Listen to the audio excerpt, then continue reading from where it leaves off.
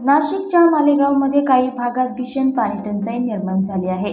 पाणी टंचाईमुळे भर दुपारी गावाजवळ असणाऱ्या विहिरीत पाणी आणायला गेलेल्या मायलेकींचा बुडून मृत्यू झाल्याची धक्कादायक घटना घडली आहे।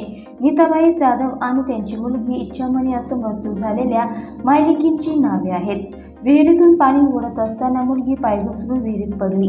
तिला वाचवण्यासाठी आईने ही उडी मारली, मात्र पोहता येत नसल्याने त्यांचा बुडून मृत्यू झाला। या घटनेची नोंद पोलिसात झाली आहे। याबाबत मिळालेली माहिती अशी की नाशिकच्या मालेगाव तालुक्यातील झोणके येथे पाणी भरायला आणि कपडे धुण्यासाठी मायलेकी गेल्या होत्या। त्यावेळी विहिरीतील पाणी काढत असताना मुलगी विहिरीत पडली। तिला वाचवण्यासाठी आईने उडी मारली, पण दोघेही बुडून मृत्युमुखी पडल्याचं सांगितलं जात आहे।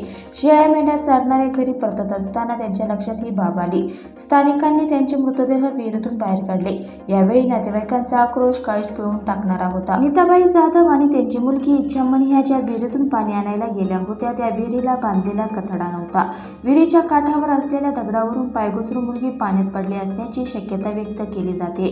दरम्यान पोलिसात या प्रकरणी आकस्मिक मृत्यूची नोंद केली असून अधिक तपास करत आहे। मालेगावच्या ग्रामीण भागात भीषण पाणी टंचाई भेडसावत आहे। पाण्यासाठी नागरिकांना वणवण भटकावं लागत आहे।